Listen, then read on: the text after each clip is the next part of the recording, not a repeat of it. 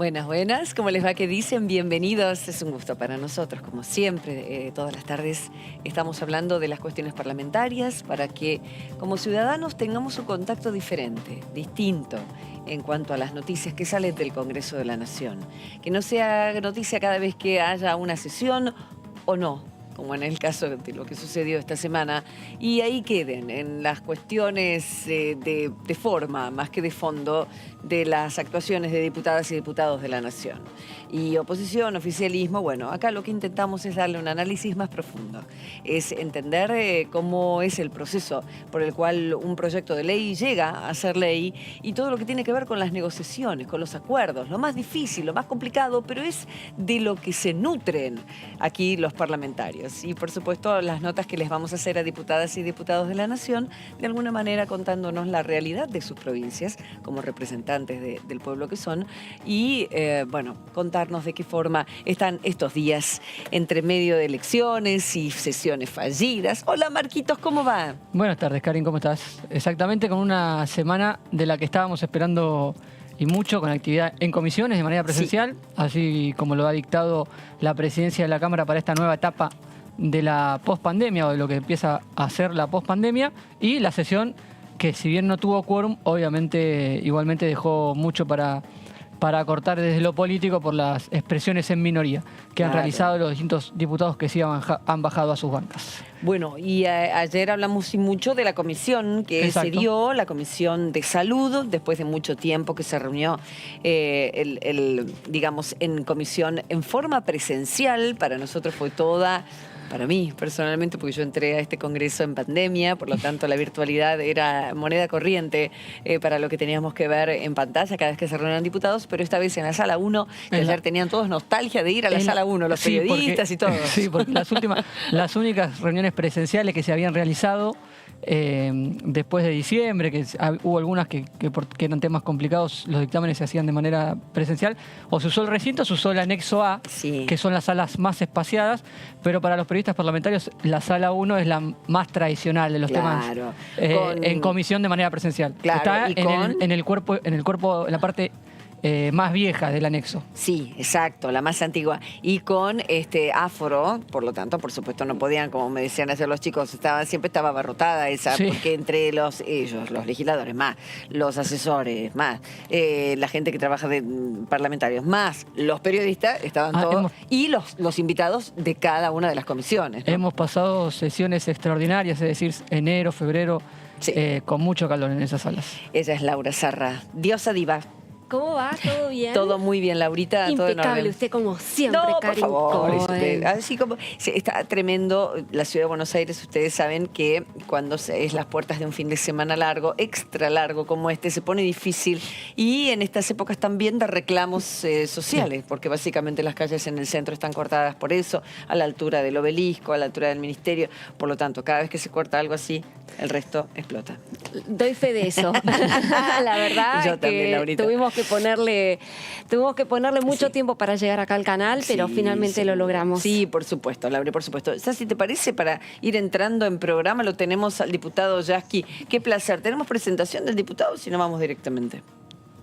Presentation.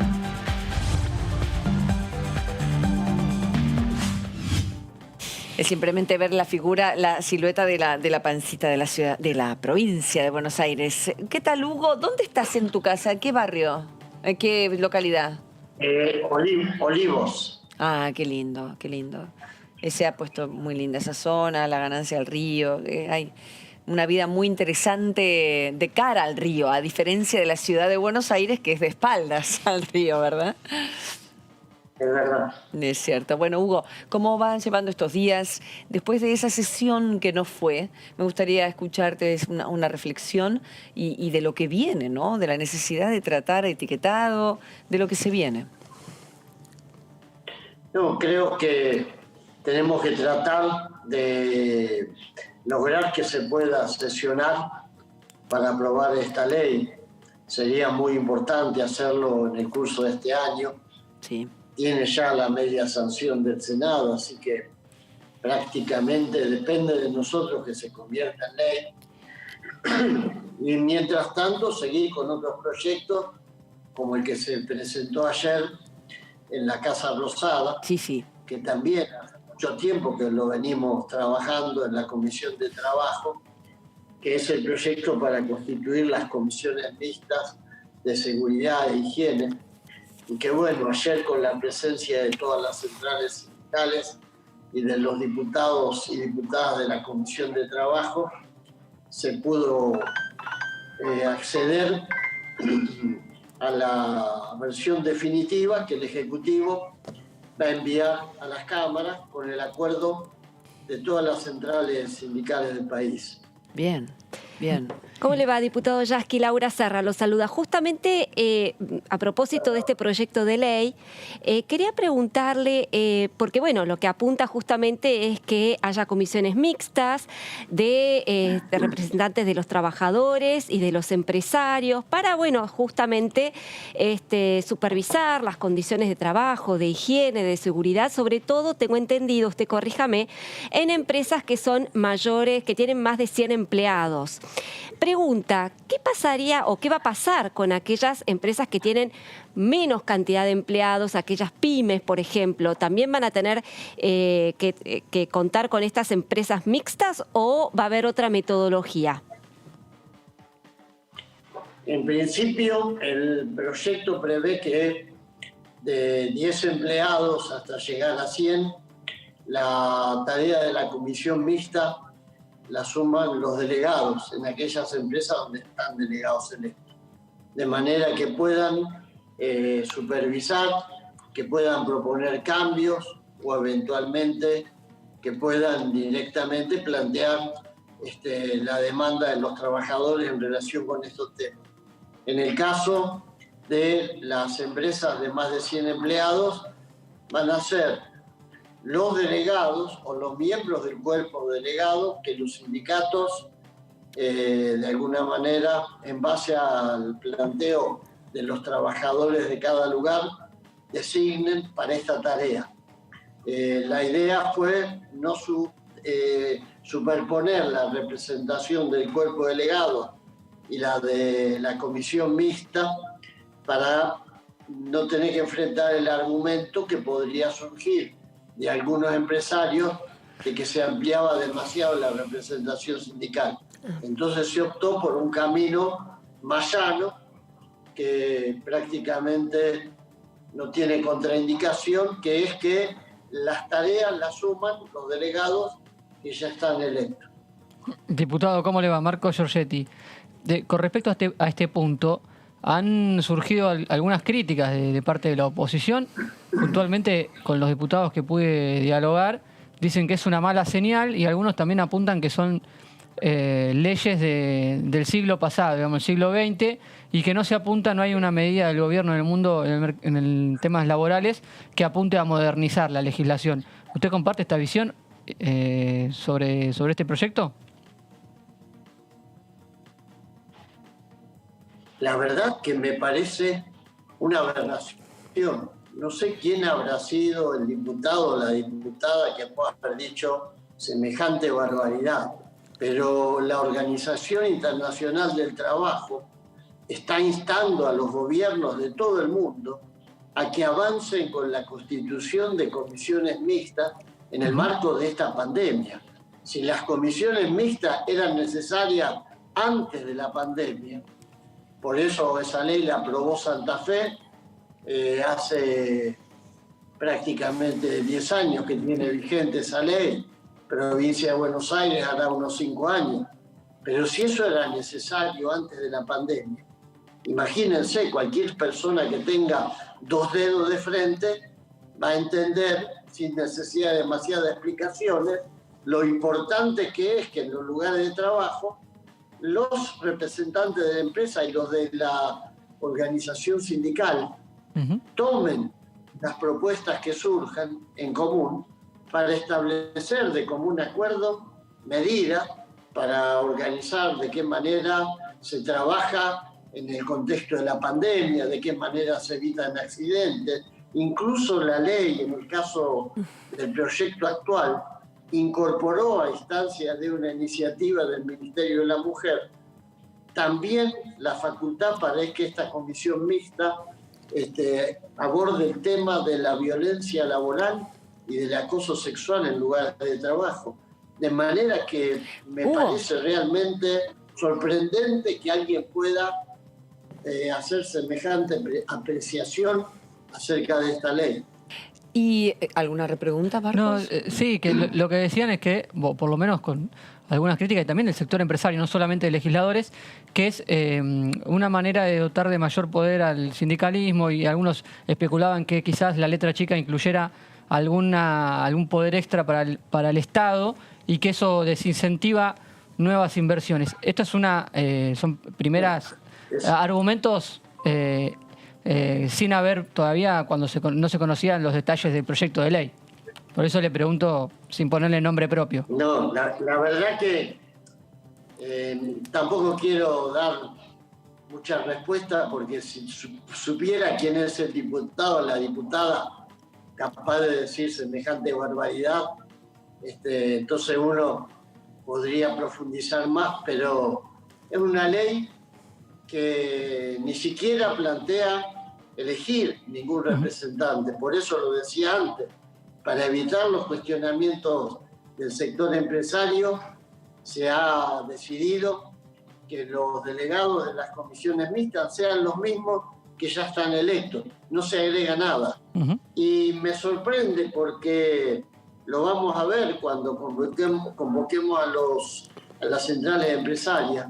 Nos vamos a llevar la sorpresa de que la inmensa mayoría va a acordar con esta ley, porque a las empresas también les significa una ventaja en términos hasta económicos, reducir la cantidad de accidentes, reducir el nivel de contagio en una pandemia, es decir, evitar situaciones que en definitiva perjudican al trabajador, pero también a la empresa.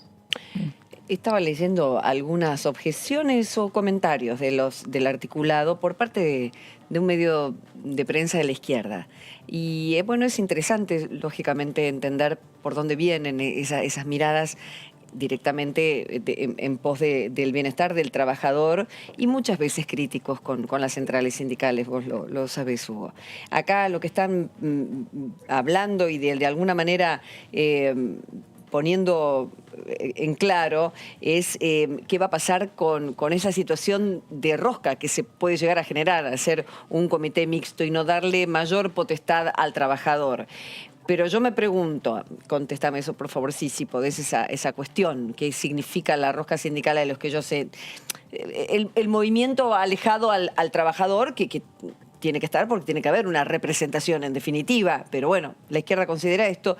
Y punto 2, ¿cómo es hasta ahora? ¿Cómo era hasta ahora? ¿Por qué fracasa el modelo que es hasta ahora, hasta antes de este proyecto de ley de comité mixto? Empiezo por lo último. Sí. Hasta ahora no había comité mixto y estábamos atrasados. Por lo tanto, cuando había un accidente, ¿cómo era el sindicato que...? Carencia.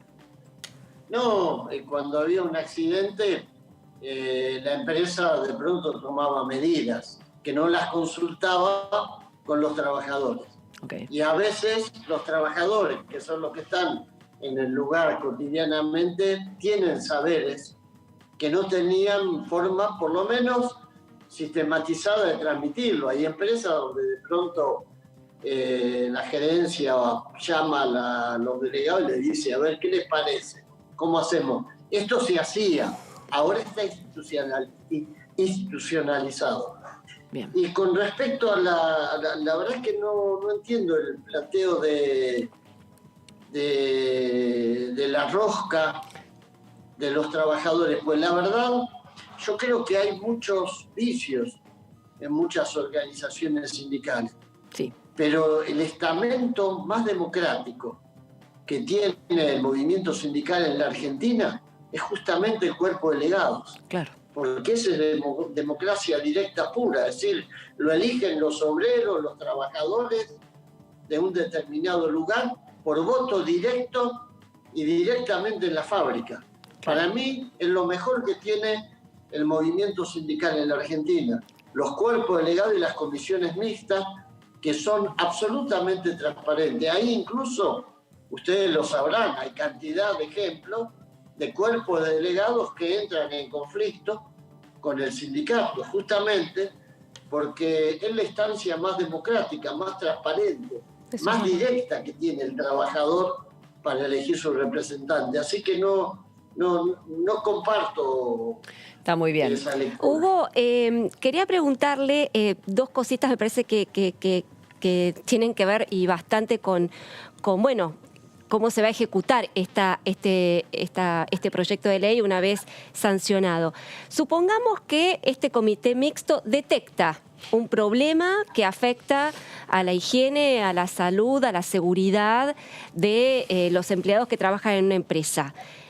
¿Qué tienen que hacer? Inmediatamente pueden decir, bueno, se paraliza la actividad y hasta que no se solucione el problema no se trabaja o se sigue trabajando. ¿Cómo son, digamos, los eslabones o los pasos a seguir una vez que se detecta el riesgo? Y segundo, justamente algunas voces empresarias dicen, bueno, pero la tarea que van a hacer estas comisiones mixtas, en definitiva, están de alguna manera o parcialmente suplidas por las ART, ¿no? Exacto. Que están funcionando en las empresas y que nosotros, trabajadores, empleadores, los empleadores también aportan y mucho para que hagan ese tipo de trabajo, de prevención, ¿no? De accidentes de trabajo. ¿Cómo sería la cosa entonces? No, en primer lugar, la ley no establece la potestad de la comisión mixta de tener el ritmo de producción o la actividad en cualquier tipo de establecimiento. Eso es importante. Directamente esa posibilidad no existe. Ajá. El procedimiento es cuando se detecta determinado problema, la comisión mixta lo analiza. Si hay acuerdo en la solución del problema que se detecta en cuanto al procedimiento, los cambios que hay que hacer, etcétera, simplemente se procede. Como parte de la vida interna de la empresa. Bien. En caso de que no hubiera acuerdo, en caso de que, como la comisión es mixta, los trabajadores digan A y la empresa diga B, entonces en ese caso, sin que esto signifique paralizar la actividad, la producción sigue, se eleva el expediente al Ministerio de Trabajo. Y ahí es el Ministerio de Trabajo, del mismo modo que lo hace en el Consejo del Salario, quien tiene la posibilidad de acercar las posiciones de las partes o eventualmente laudar. Por lo tanto, autoridad de aplicación es el Ministerio. En ningún momento se interrumpe la actividad. No hay potestad para la comisión mixta. Está. Entonces, y respecto de las ART, ¿cómo formarían parte de estas comisiones mixtas? ¿Cómo sería? No, la ART, la verdad, dentro de las empresas no existe. No existe. Jamás ha asumido esa tarea. Es más, cuesta mucho que la ART se involucre en un accidente de trabajo. A veces hay que hacer trámites que hacen que el trabajador pierda días y días de su tratamiento, de su vida familiar, para que la gente lo escuche. Por eso que eso sería en un mundo ideal. En la República Argentina, si hay algo que no aparece dentro de la empresa, ojalá lo hicieran, son justamente las ART. Y diputado, mencionó que hay algunos distritos nacionales que ya tienen esto regulado desde hace varios años ya y que hay una mora a nivel nacional. ¿Cómo es en otros países? Esta sugerencia de la Organización Mundial del Trabajo ha sido adoptada por la mayoría de los países desarrollados. ¿Cómo es el contexto de esta situación? Sí, en la mayoría de los países de Europa y en algunos de América Latina existen leyes que establecen las comisiones mixtas. En algunos países de Europa las comisiones mixtas tienen la potestad de interrumpir el desarrollo de las tareas cuando hay un caso de flagrancia, es decir, cuando se detectó y se señaló un problema y ocurre un accidente. Sí. Entonces, en esos casos, en algunos países existe esa posibilidad. Nosotros lo descartamos justamente para no tener cuestionamientos de los sectores empresarios que pudieran poner en riesgo la posibilidad de aprobar la ley. Claro. Así que... Hablaron con ellos, con las cámaras. Funcionan bien. Incluso en Santa Fe, las cámaras empresarias de Santa Fe van a ser invitadas, igual que las de las provincias de Buenos Aires. Bien. Porque ahí hay experiencias que han sido beneficiosas, provechosas para los dos sectores. Está muy bien. Bueno, Diputado, sí. lo cambio de tema rápidamente porque va a ingresar, por lo menos así lo anunció el presidente de la Cámara de Diputados, Sergio Massa, un proyecto de ley para la conversión de planes sociales en trabajo genuino. Solamente sabemos el título. ¿Usted tiene alguna información un poquito más precisa sobre cómo sería esa conversión? ¿De qué se trata? No, tengo solamente ideas generales que son todas las que venimos repitiendo permanentemente. Ojalá sea una ley que signifique realmente poder avanzar.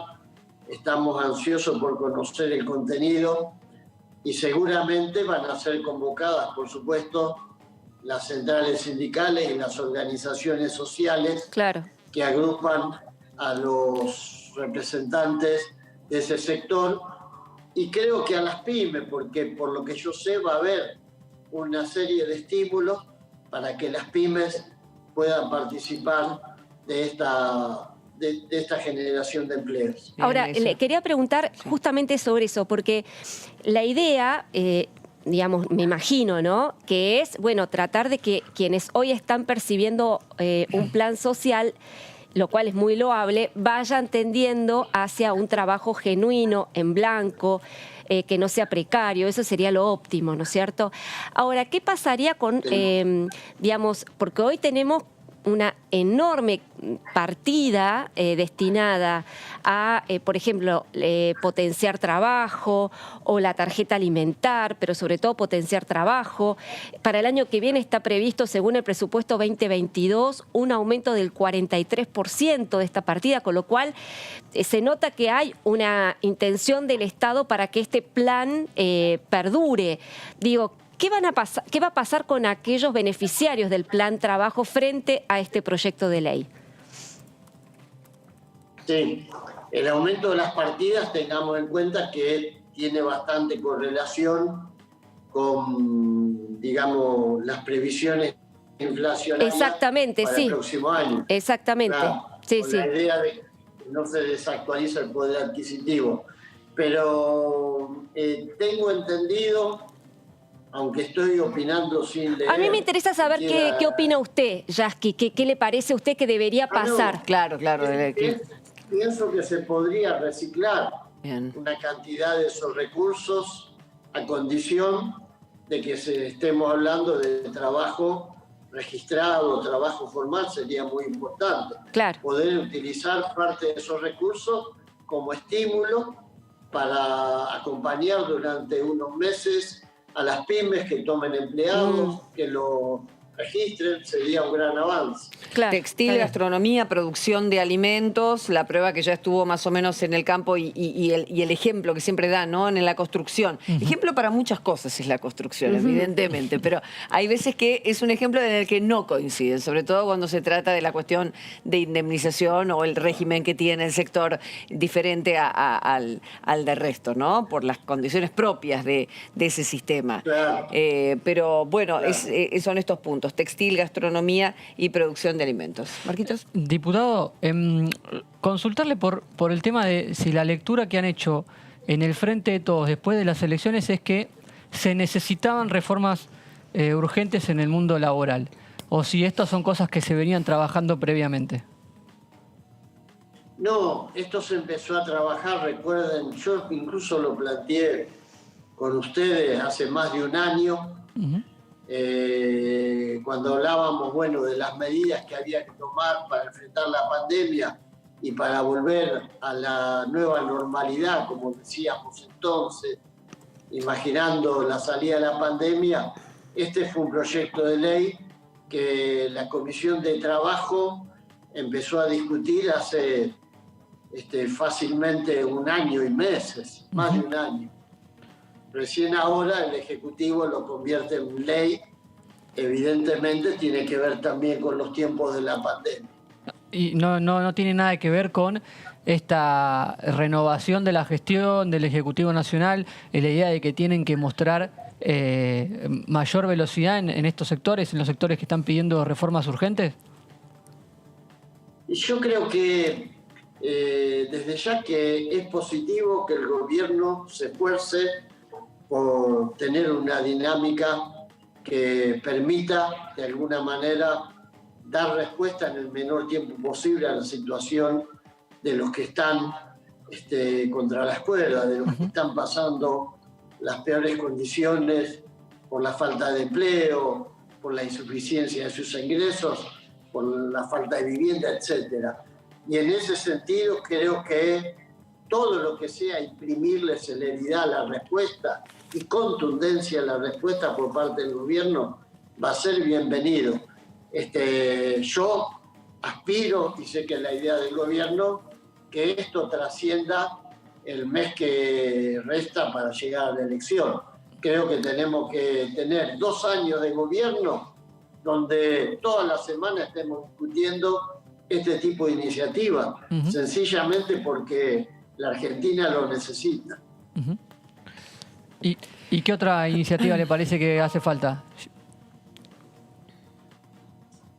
Y creo que tenemos que tratar de ver, solucionar para mí el principal problema, el del desempleo. Creo que salir de esa idea de que hay atajos, de que se pueden inventar fórmulas mágicas para resolver un tema que se resuelve si la gente tiene ingresos dignos, si tiene la posibilidad de tener de ser consumidor, mover la rueda del mercado interno, favorecer a las pymes. Ahí hay una pila de iniciativas que tenemos que tomar y creo que en ese sentido hay que tratar de avanzar con distintos tipos de proyectos, pero creo que por ahí pasa para mí el nudo principal a desatar, el tema del desempleo y la recomposición de la capacidad de consumo y de demanda de los sectores hoy más postergados. Pensemos que en la Argentina estamos hablando casi del 50% con trabajo informal y del 50% también en la pobreza. Sí, seguro. Hugo, lo último, en temas educativos, ¿qué es lo que tiene que ingresar próximamente como proyecto? La oposición está pidiendo la ley de emergencia educativa y algo en ese sentido con respecto a todas las consecuencias que deja la pandemia en un sistema ya muy resquebrajado. ¿Qué es lo que debería suceder antes de fin de año, según tu opinión? No, yo creo que nos tenemos que ocupar del problema educativo, básicamente discutiendo el presupuesto. Porque uno puede aprobar muchas leyes de emergencia, sí, pero si como en la época, nosotros eso lo vivimos. Claro. Nos la pasamos pidiendo leyes de emergencia porque con el gobierno de Mauricio Macri no se cumplía la ley de financiamiento, se recortó el presupuesto educativo, se recortaron los salarios docentes. Llegamos al extremo de lo que vimos en la provincia de Buenos Aires, cuando estalló una escuela y por suerte no estaban los chicos y perdió la vida la vicedirectora y un auxiliar. Entonces lo que hay que discutir son los temas de fondo, y los temas de fondo están en el presupuesto. Si está asignado lo que corresponde para que la educación funcione, para que recuperemos los alumnos, para que hasta el último centavo de los aportes destinados a recuperar alumnos a través de las becas, si tenemos la posibilidad de pensar que el año que viene ninguna escuela esté en condiciones que no garanticen salud e higiene, me parece que esas son las cuestiones que hay que ver, y hay que verlas en el presupuesto. Por eso yo acompañé a los representantes de la CETERA en una reunión con el presidente de la Nación, en la que la CETERA pidió que no tengamos un presupuesto donde haya ni un centavo menos que el que la ley de financiamiento educativo establece, es decir, que el gobierno dé el ejemplo, devolviéndole al presupuesto educativo hasta el último centavo de lo que el gobierno anterior redujo. Eso para mí supera cualquier ley de emergencia, es demostrar en la práctica voluntad de que la educación tenga lo que se merece. Bien, gracias diputado, un placer como siempre, Hugo. Para mí también, buen fin de semana. Igual, hasta luego. Bien, así las cosas. Muy Laurita. interesante el proyecto de ley que va a ingresar del Poder Ejecutivo sobre esta cuestión de las comisiones mixtas. Seguramente va a generar muchísima polémica Claro. dentro de la Cámara de Diputados entre el oficialismo y la oposición. Y difícilmente se ha aprobado antes de la renovación parlamentaria. ¿No es que se le saca el peso a los sindicatos, al peso que tiene el sindicato por dentro y se le pone una participación mayor a que todas las partes estén ahí y si no va y si va al ministerio? O sea, ¿no es un poco más transparente? ¿Por qué deberían las empresas pegar el grito en el cielo? Porque por ahí de eso Porque hablamos. ellos interpretan que es una injerencia mayor de los trabajadores y de los sindicatos en una empresa privada. Igual. Cuando ya... Sí. No. Sí. Digo, yo te digo, yo no, Sí, sí. lo que uno escucha de las empresas. Sí. Ellos temen justamente que estas comisiones mixtas, traten de paralizar la actividad de una empresa de una u otra manera para, de alguna manera, forzar a la empresa a que haga tal o cual Claro, cosa. a reaccionar frente a algún problema Exacto. físico. Y además sostiene que es o de una de las conducta. preguntas que le hice a Yasky, el tema de las ART. Hoy Claro. por hoy, digamos, las empresas pagan y mucho a las aseguradoras de riesgo de trabajo, que dice que están funcionando muy bien y que son muy estrictas en cuanto a las condiciones de trabajo que para garantizar la salud, la seguridad de todos, con lo cual ven que ahí hay como un chispazo, que ahí, digamos, Yasky de alguna manera le escapó al bulto diciendo, bueno, las aseguradoras no hacen absolutamente nada, no existen. No están en el Yo comité. no sé si están así, pero lo cierto es que van a venir planteos por ese lado. Bien, igual leyendo un poco más de esto que mencioné de la izquierda, que es la mirada, lógicamente, desde el otro sector, dicen, de todas maneras, el trabajador no tiene la potestad de parar la máquina cuando sucede un accidente. La potestad no la tiene el trabajador y no la va a seguir teniendo aún en estos comités mixtos. Eso es muy importante porque lo que temían los empresarios es que buscaran excusas, Claro, de alguna manera, entre para comillas, darle ese excusas para poder. paralizar o para exigir, digamos, condiciones A ver, que las empresas hoy no pueden hacer. Pero lo cierto es que, como le decía Yasky hace un ratito, ¿no? Si se detecta algún riesgo para la salud o para la seguridad de un trabajador, no se paraliza la actividad, sigue adelante. Así que bueno, hay que ver ahí también cómo se va a trabajar para las pymes, digamos, es interesante, ¿no? Hay que Seguro, ver porque, habrá que ver cómo se instrumenta en Dan definitiva. ejemplos, hay empresas que ya han hecho esto y dan ejemplos en que funciona y mucho. O sea, los accidentes se redujeron. Básicamente ese es el punto y depende también que el derecho constitucional a la huelga ya lo tiene el trabajador. Y la forma de parar la producción o de evitar que siga entrando dinero a la empresa, como Sí. en el caso de que siempre se me ocurre, los peajes, por ejemplo, de cuando liberan los monetes, ya tiene. Es una facultad que constitucionalmente se tiene. Después, bueno, se entra en conflicto cuando la cosa se extiende y demás. Pero esto es algo previo para que no se llegue a ese punto. Y bueno, bienvenido sea todo lo que sea mesa de acuerdo. Nosotros lo celebramos. Veremos. Sí, cómo exactamente. funciona. Era justamente el tema que había preparado para hoy. Mira. Así que después lo vamos a estar conversando.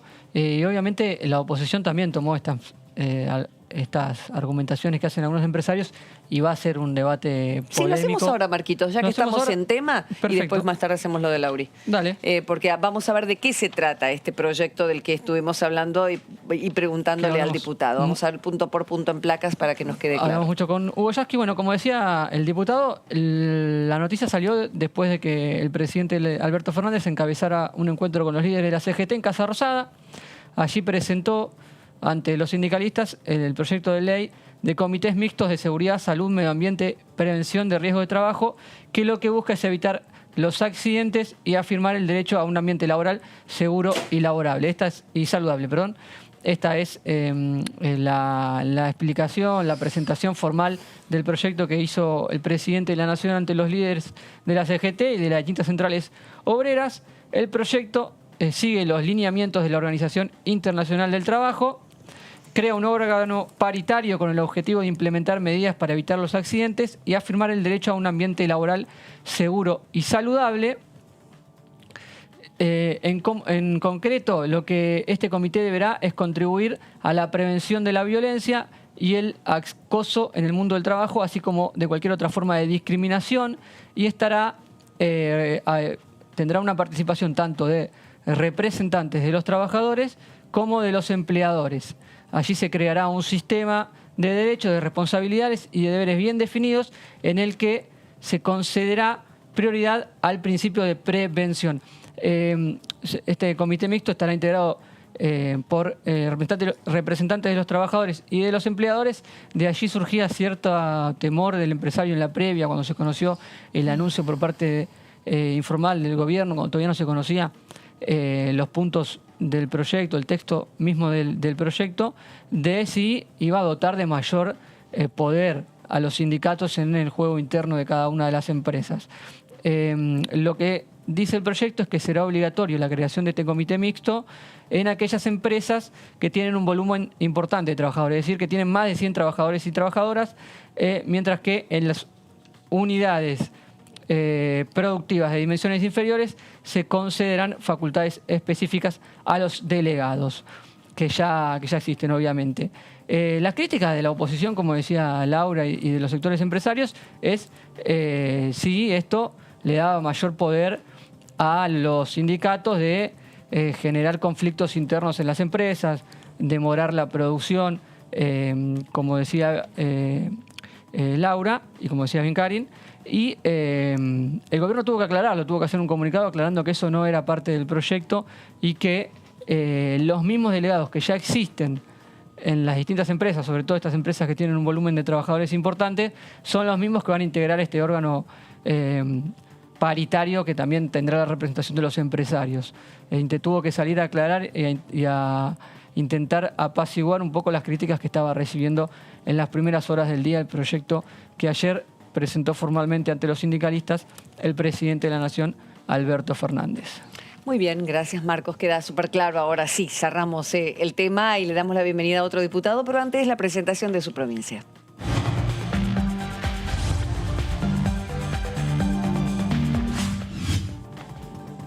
¿Qué tal, diputado Leiva? ¿Cómo le va? Ya a esta altura estamos semanalmente encontrándonos, una alegría. Esta vez sin traje el diputado. Esta vez sin traje, hace calor, me parece. En el Chaco está haciendo calor, diputado. ¿Cómo viene? Acá estamos muy bien. La verdad que está bastante caluroso. Pero bueno, no me dieron tiempo para ponerme el traje. Que le queda tan bien, diputado. Estuve trabajando todo el día. Almorcé hace 45 minutos, dormí 20 minutos la siesta y ahora estoy para atenderlos a ustedes. Pero me muchísimas gracias. Me levanto mañana, chicos. Sí. O sea, me encanta que en las provincias tienen ese training que es maravilloso. Sí, dicen que esos 20 minutos son pero reparadores. Lógico, pero ¿qué, Lau? No, que justamente hay que agradecerle al diputado que haya, no sé si ha cortado la siesta. Yo cuando duermo siesta como provinciana que soy, 2 horas le pego. Sí, pero 2 horas fin no de te semana. estropea peor. No te estropea, no. No, estás nueva. Pero bueno, la siesta para mí tiene que ser un derecho constitucional. Sí, a full todo. Miren los de Nacia que lo hacen también. ¿Lo puede presentar el diputado ya que está? No, para mí la siesta es desde 2 minutos a 2 horas. Es suficiente con tener ese estado de somnolencia, levantarme, tomar un café y ahí me pasó toda la modorra. Y lo que sí que si no duermo esos 2, 5, 10 minutos, 2 horas, no me soporto. Ahora estoy ya con todas las pilas puestas, claro que y contento sí. de poder charlar con ustedes. Porque, a ver, porque se entiende, en las provincias se levanta al alba, para muchos, no todos, no vamos a generalizar porque depende de la provincia y depende también de la actividad que uno haga y en la escuela de los chicos. Yo me levanto 6:15. En mi vida me levantaría a esa hora si no tuviera la forma. Las chicas para que vayan a la escuela, me levantaría un poco más tarde. Pero es cierto que el día dura más. ¿En qué has estado trabajando, Aldo, en estas últimas horas? ¿En qué proyecto o yendo a ver a quiénes? No, en principio estuve lunes y martes en Capital Federal. Volví el día miércoles. Participamos en la reunión del bloque de diputados del Norte Grande, que somos alrededor de 30 diputados, junto al presidente de la bancada, Máximo Kirchner, y también participó Sergio Massa, donde hicimos un análisis de los resultados electorales. También conversamos sobre la sesión que estimábamos en ese momento, ya el día lunes, que no iba a ser posible, porque todo indicaba que aquellos que ganaron las PASO, en lugar de ir a trabajar, prefirieron boicotear y que no haya quórum. Me parece que eso habla muy poco bien de ellos, porque en verdad, si la gente los acompañó, al menos en las PASO, es para que vayan a las bancas, para que se sienten a trabajar, para que se sientan a sacar las leyes que estamos necesitando. Pero bueno, tampoco en lo personal me sorprende, porque convengamos que no es el trabajo lo que le caracteriza a la gente de Cambiemos. Yo siempre recuerdo que Macri, él lo dijo, a las 7 de la tarde prendía Netflix y se desentendía de los problemas del país. Recuerdo que la mayoría de los funcionarios los viernes por la tarde estaban más pendientes para ir a los country que para seguir trabajando. Es un modelo, es una forma, es un estilo de hacer política. Nosotros que representamos a los sectores populares, clases medias, clases a los trabajadores, tenemos otro estilo, otra forma, otra metodología de trabajo, y más allá de los resultados electorales, hemos estado como corresponde y seguramente lo seguiremos haciendo hasta el último día de nuestro mandato, porque es lo que nos hemos comprometido ante la ciudadanía. Diputado, ¿cómo le va? Marco Giorgetti. Decía que ustedes el lunes ya se imaginaban lo que iba a pasar el martes. Le pregunto si se imagina que en el futuro el Congreso va a tener esta dinámica de ambientes mucho más polarizados y les si se les va a hacer más difícil conseguir el quórum.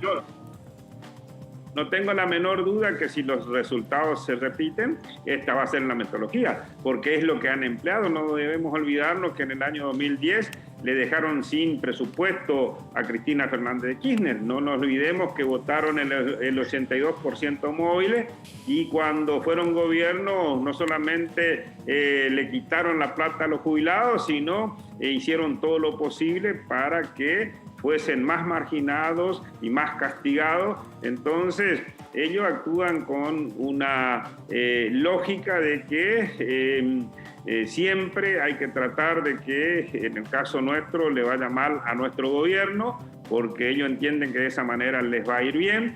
Hoy siempre digo exactamente lo mismo. Antes golpeaban las puertas de los cuarteles, hoy golpean las puertas de los sets de televisión, y desde ahí generan opinión y genera también mucha confusión, y que hace que mucha gente por ahí se vuelque a su proyecto político, más allá de que después la misma gente se arrepiente. Pero bueno, es parte de la democracia. A mí me apasiona esto porque cuando más dificultades tenemos es cuando más debemos agudizar el ingenio para generar las condiciones necesarias para que la gente vuelva a confiar en nosotros, como lo hizo en el 2019, como lo hizo a lo largo de la historia. Y en este contexto es que, bueno, estamos trabajando.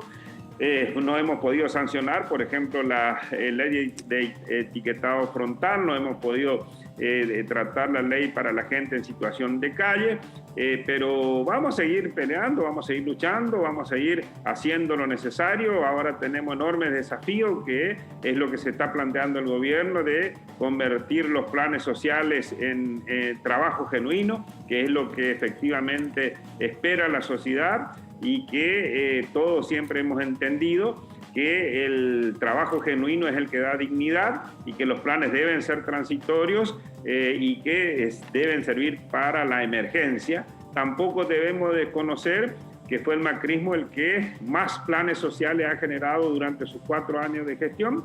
Pero bueno, tampoco es para que uno se ponga a lamentar y para que uno se viva permanentemente manifestando eso, porque sabemos que la gente nos ha dado una responsabilidad, nos ha dado un sacudón importante en las PASO, y debemos ser capaces de leer claramente el mensaje de la gente, interpretarla, corregir los errores y generar los anticuerpos necesarios para que el neoliberalismo no vuelva a ser gobierno en nuestro país. ¿Cómo le va, diputado Leiva? Preguntarle, justamente usted hizo mención a un proyecto de ley que todavía no ingresó en la Cámara de Diputados, que tiene que ver con la conversión de planes sociales en trabajo. Y quería preguntarle ¿qué piensa usted que debería hacerse con la enorme masa de recursos multimillonaria que hoy se destinan a los 2 planes? Le menciono solamente 2 porque son los más importantes, que son la tarjeta alimentar, el potenciar trabajo, pero bueno, hay otros muchísimos más que están en danza y que maneja el Ministerio de Desarrollo Social. ¿Qué debería pasar con todos esos fondos mientras, digamos, si se aprobase este proyecto de ley? Primero, es importante pensar que todos esos fondos que van a planes sociales, que van a la tarjeta alimentar, son infinitamente menores a la deuda indiscriminada que nos ha dejado el macrismo, que no fueron justamente para generar trabajo, no fueron para generar infraestructura, fueron para generar fuga de capitales, fueron para que se enriquezcan más lo que más tienen, fueron para que pudiésemos tener los tarifazos que hemos tenido, fueron para generar escucha, la verdad que lamentable, como a los familiares del ARA San Juan. Bueno, porque a eso se ha dedicado el macrismo, a endeudar al país, a perseguir a opositores, a tener una cobertura mediática como no ha tenido ningún gobierno constitucional desde el 83 a la fecha. Entonces, esos recursos que hoy se vuelcan, yo no tengo la menor duda que son, pero una ínfima parte de la deuda que nos han generado. Ahora, ¿qué es lo que tenemos que hacer? Por más que sea una ínfima parte, hay que generar las condiciones para volver a recuperar la cultura del trabajo, esa cultura del trabajo que posibilita que la familia tenga dignidad, que pueda compartir el plato de comida en familia y que sepa que ese plato de comida es producto del esfuerzo, del sacrificio, más allá de que uno no desconoce también que hay muchos planes sociales y que hay muchas organizaciones que verdaderamente están haciendo un esfuerzo extraordinario en merenderos, en trabajos comunitarios, pero bueno, creo que llegó el momento también de ir generando otro tipo de posibilidades para que ese trabajo sea bien remunerado y que puedan generar nuevas condiciones y nuevas posibilidades para las nuevas generaciones. Bien, diputado, ¿cómo están las pymes en Chaco? ¿Qué están reclamando? ¿Y cómo esto de los planes sociales cree que puede impactar en ellas? El planes sociales transformado en trabajo, según el último anuncio, ¿no?, de las autoridades, del proyecto nuevo. Bueno, las pymes en el Chaco, como en el país, están teniendo un leve repunte. Estamos confiados en que se va a ir consolidando eso. Acá hay una cuestión que es muy importante tener presente, que yo no me canso de repetir. Para el 90% de la sociedad argentina la pandemia ya pasó, pero desde el punto de vista médico eso no es cierto. Y en ese aspecto hay que tener mucho cuidado, debemos seguir teniendo las condiciones necesarias para que la gente se siga vacunando, para que sigamos manteniendo la distancia social, para que sigamos cumpliendo los protocolos, porque si llegáramos a tener esa tercera ola que llegó a diferentes países del mundo, la verdad que puede ser muy, muy, muy complicado para nuestro país. No obstante ello, esta situación que hoy vivimos producto que hemos vacunado a millones de argentinos, nos permite ir recuperando la normalidad, esa normalidad que se ve en los colegios, esa normalidad que se ve en las fábricas, esa normalidad que se ve en los comercios, y que yo hace un tiempo atrás, usted mismo le decía que en unos meses más se iba a comenzar a ver esa recuperación. Ahora, no obstante ello, hay una realidad que es contundente y que tiene que ver con la inflación, que tenemos que encontrar la forma de frenarla, que tiene que ver con la desocupación, que tiene que ver con la pobreza. Esos son los grandes desafíos que tenemos. Por eso es muy importante poder agudizar el ingenio para que esa conversión de planes en trabajo se pueda llevar a la práctica, para que haya más consumo, bien, para que ese consumo no sea, ¿cómo decirle? Que los precios dejen de subir, claro, porque en definitiva lo que afecta fundamentalmente a los sectores medios y bajos. bien. Diputado, decía que estuvieron reunidos los diputados del Norte Grande con las autoridades del bloque y de la Cámara. ¿Qué reclamo le llevaron y qué respuesta recibieron? No, la verdad que fue una charla muy amena, de compañeros que expresamos cada uno nuestro punto de vista, yo diría muy distendida, más allá de la preocupación lógica por los resultados. Y en lo que se refiere al Norte Grande, hay una coincidencia general de los gobernadores, de los diputados, de que debemos avanzar en una tarifa diferencial en lo que al consumo de electricidad se refiere. Imagínense ustedes, nosotros hoy estamos en octubre y ya la temperatura comienza a hacerse sentir fuertemente. Entonces, así como hemos sancionado una ley de zona fría, creemos que tiene que haber también una norma en consecuencia para provincias como las nuestras, como las del Norte Grande, que la verdad que en época de verano sufrimos las consecuencias de temperaturas de 40, 45, 48, 50 grados, donde los elementos como las heladeras, los freezer o los aires acondicionados no son elementos de lujo, son una necesidad, no solamente para las familias, sino para los educadores, para los comercios, para las fábricas.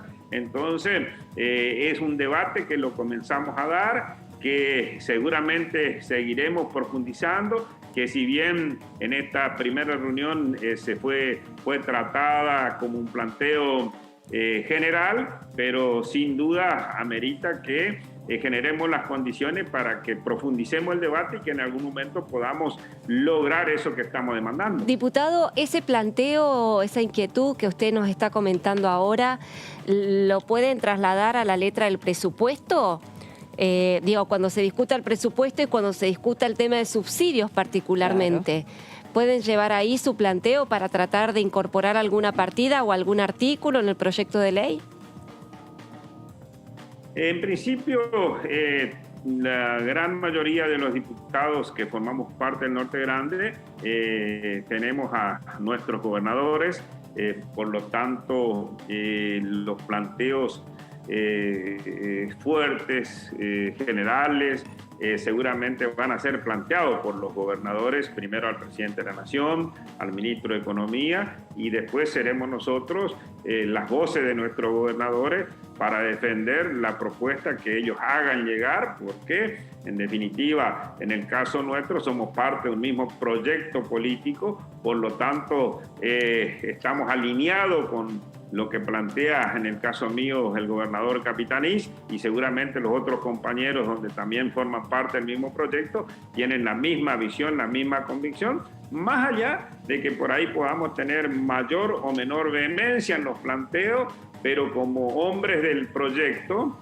somos conscientes de que más allá de nuestros deseos personales, de nuestros planteos personales, si ustedes a mí me preguntan qué creo que tiene que haber, creo que tiene que haber una tarifa diferencial. Si ustedes a mí me preguntan cómo se tiene que implementar, los técnicos serán los que buscarán la manera de que a través de una ley especial, a través del presupuesto, se pueda llevar a la práctica eso, Yo soy un hombre de la política y como hombre de la política entiendo y hago los planteos como creo corresponder. De la misma manera, soy un hombre disciplinado tanto en el bloque como en la política que fija el gobernador de la provincia. Gracias, Aldo. Te mandamos un cariño, un abrazo. Que esté todo muy bien. No, La próxima el saco, por favor. favor. Ya, la próxima, la próxima me anoto para ser columnista. Te digo, estamos ahí ya casi. Cualquier Muchas momento. gracias, claro. Está muy bien, Aldo. Y después, pero mirá que te vamos a hacer preguntas de otras cosas, ¿eh? Así que acá No hay problema. De lo que quieran. De todas maneras, yo voy a responder lo que creo que tengo que responder. también. ¡Ay, te quiero! Gracias, diputado. Un placer. Que sigas muy bien. Estaba mirando ahí el impenetrable. Ya casi le iba a preguntar de turismo porque él tuiteó algunos números de la Argentina Previaje. Qué bien que les está yendo con eso. Sí, con el previaje muchísimo. Muchísimo. Estaba anotando 9.000 millones de dinero, o sea, de pesos se está moviendo. 500.000 turistas, 10.000 prestadores, 400% de aumento en reserva de vuelos. Es realmente conveniente. Es un trámite que tiene su minimísima complejidad. Hay que sentarse, ver, pero es muy fácil cuando le pones voluntad. Y la verdad es genial. Digo, a ver qué puedo hacer en el Chaco. Ya me abrí, me encantó el impenetrable ahí, lógicamente. Esa selva maravillosa. Están intentando instalarlo como una, sí, ¿verdad? una plaza ¿Por qué turística. no? Uno dice impenetrable y te digo lo primero que se te viene a la mente, ¿qué es? Orígenes. Bueno, en tu El caso. peligro. Peligro, bueno, en mi caso, pobreza. Sí, Y claro. Pero fíjate, no. Pero yo más por los animales, no por los... Bueno, Sí, bueno. no sé cómo es. Porque es una desconozco zona cómo es. difícil, impenetrable, ya su nombre lo indica, ¿no? Y cuánta cosa hay que trabajar en el imaginario cultural para que un lugar tan verde, tan inmenso, con tantos problemas, y sobre todo para los que viven allí, por las cuestiones de pobreza, y lo sabemos, los Sí, índices que el agua son potable. los más altos en muchas de estas zonas, pero que pueda ser algo maravilloso para ir a visitar, ¿no? En forma turística. Así que sí, vamos a hacerle la campaña de prensa. Secretaría de Turismo con el impenetrable. Pero cómo no nos van a dar ganas de viajar. La pausa. Volvemos enseguida con más noticias parlamentarias en DTV.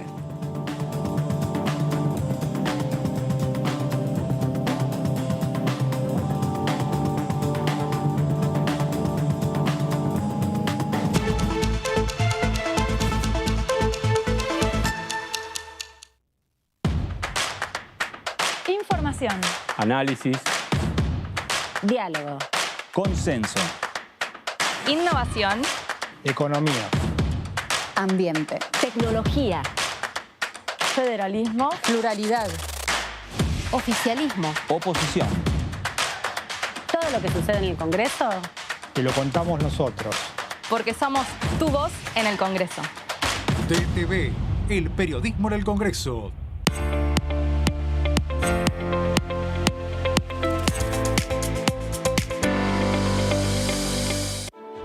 Mi nombre es Perla y tengo la suerte de poder estudiar para trabajar de lo que más me gusta, que es cuidar y acompañar a otras personas. Y aunque mi mamá siempre me apoyó, creo que sin la asignación universal por hijo hubiera sido muy difícil llegar hasta acá. Hoy soy estudiante de enfermería de la Universidad Nacional de Avellaneda. Asignación universal por hijo, igualando oportunidades. ANSES. Reconstrucción Argentina. Argentina Presidencia.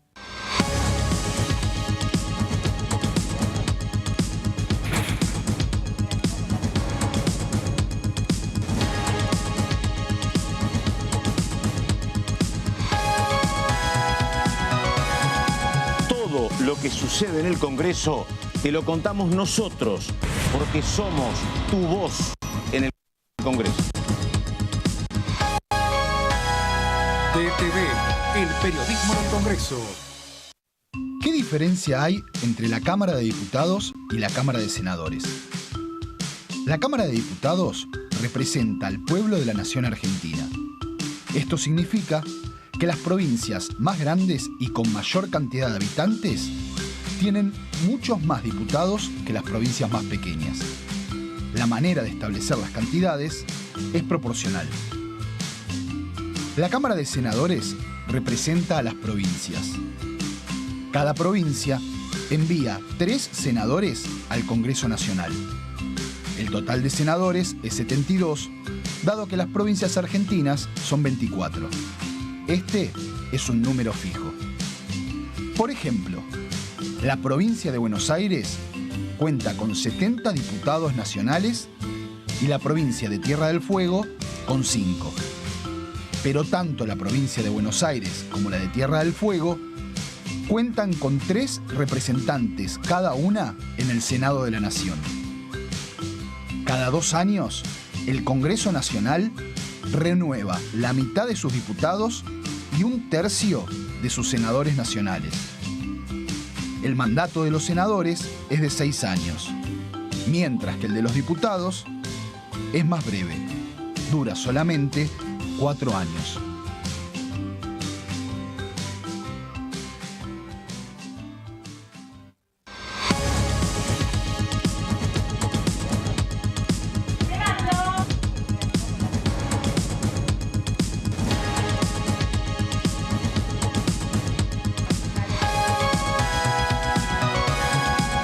Todo lo que sucede acá te lo contamos nosotros, porque somos tu voz en el Congreso.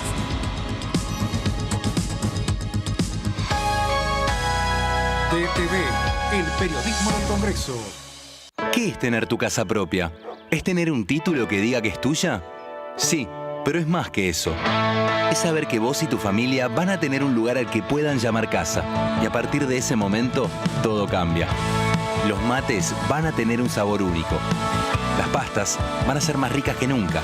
Y las noches en familia, más divertidas. Por eso lanzamos Casa Propia, un plan nacional de vivienda para que cada argentino y argentina pueda tener su casa. Conoce más en argentina.gov.ar/Casa Propia. Casa Propia es construir futuro. Reconstrucción Argentina. Ministerio de Desarrollo Territorial y Hábitat. Argentina Presidencia. ¿Qué tal? ¿Cómo les va? Bienvenidos. Tiene que haber una nueva ley de coparticipación acorde a estas pautas que establece la Constitución. Y eso es una deuda pendiente que tiene el país, ¿no?, con el sistema federal. Nosotros creemos que los poderes legislativos tienen mucho para aportar a las relaciones internacionales, los congresos tienen mucho para aportar al diseño y a la ejecución de política exterior que llevan adelante los poderes ejecutivos. Lo que más falta, más allá de la capacitación, más allá hasta de la cultura, el trabajo, tal vez en muchos sectores, después de muchos años de planes sociales, tiene que ver con la credibilidad del sector privado en el sector público, ¿no? Un presupuesto que tiene que tener una visión integral, con un objetivo claro que sí, lo que no claudicamos, que es el tema de desarrollo. DTV, tercera edición, de lunes a viernes. El virus se transmite por el aire en espacios mal ventilados. Por eso, al ventilar, recordá las 3C, constante. Mejor una ventana abierta todo el tiempo que abrirla y cerrarla de manera intermitente. Cruzada, por lo menos 2 ventanas o puertas abiertas para que el aire circule. 5 centímetros al menos de apertura. En el auto, abrir una ventanilla de adelante y una de atrás. En el transporte público, abrir al menos una ventanilla de adelante y otra de atrás del lado contrario. En un espacio cerrado, dejar abiertas constantemente 2 ventanas para ventilar de manera cruzada. En cualquier lugar, acordate siempre de las 3C. Constante, cruzada y de al menos 5 centímetros. Sigamos practicando la cuidadanía. Ministerio de Salud. Argentina Presidencia. Las grandes movilizaciones feministas vienen colmando las calles, visibilizando las históricas desigualdades de género. La Cámara de Diputados de la Nación, comprometida con transformar esas desigualdades, creó la Dirección General de Igualdad y cuenta con el Departamento de Géneros y Diversidad Sexual en Recursos Humanos para defender la igualdad y la diversidad. Ahora, cada una de nuestras acciones las vas a poder encontrar en el nuevo portal de género. Una nueva herramienta fundamental que acerca nuestra Cámara a cada persona. Recursero. Podés encontrar materiales descargables de cada ley. Ley Micaela. Un espacio para conocer su implementación y las transformaciones que está generando. Congreso en la calle. Las acciones territoriales que se realizan desde la Cámara. También, si sos una persona travesti trans, vas a poder dejar tu CV en el registro de solicitantes de empleo. Y vas a poder encontrar todos los informes y compromisos de transparencia porque vas a tener el acceso a la información pública de una manera clara y directa para conocer los sesgos de género de la Cámara y cómo trabajamos para revertirlos. Te esperamos en género.hcdn.gov.ar.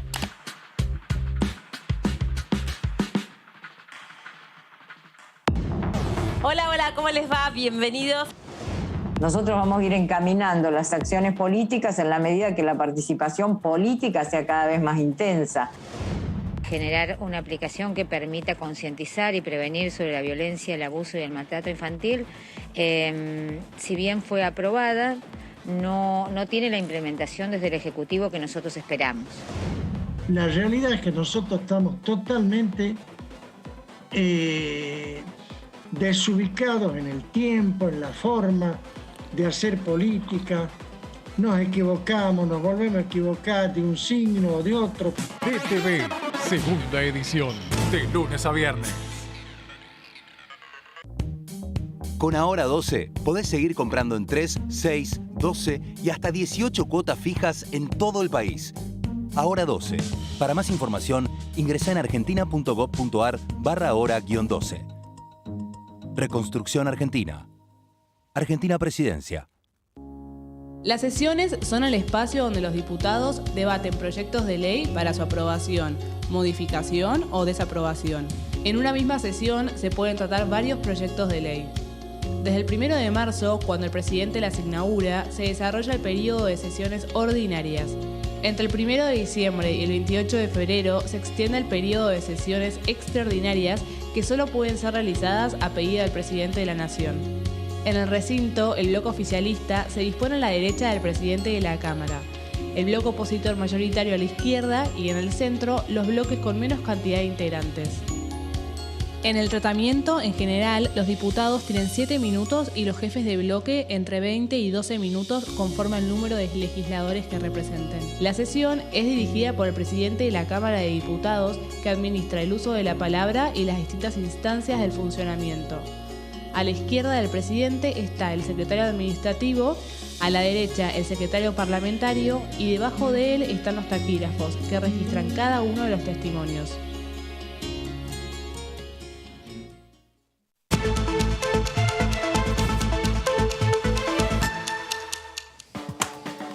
Es así. Estamos en el análisis en DTV.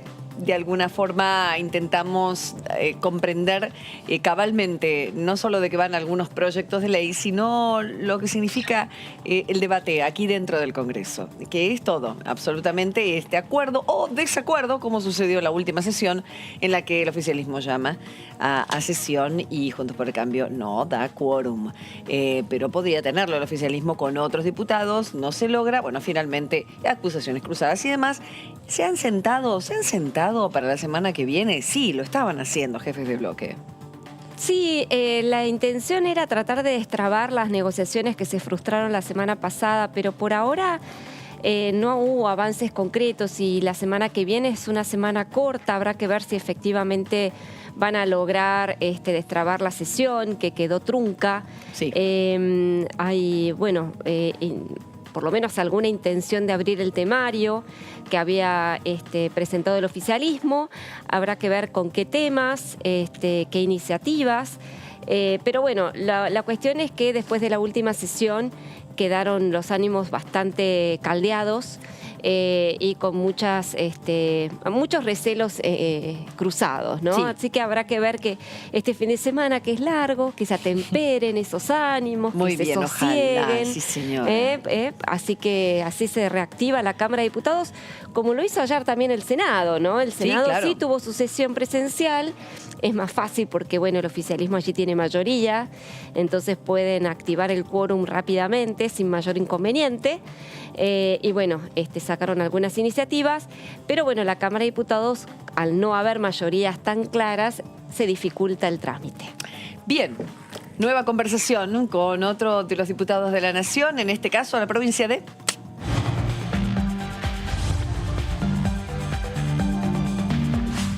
Vamos a la provincia de Santa Fe, a la botita de Santa Fe. Hola, diputado, ¿cómo le va? ¿Qué dice?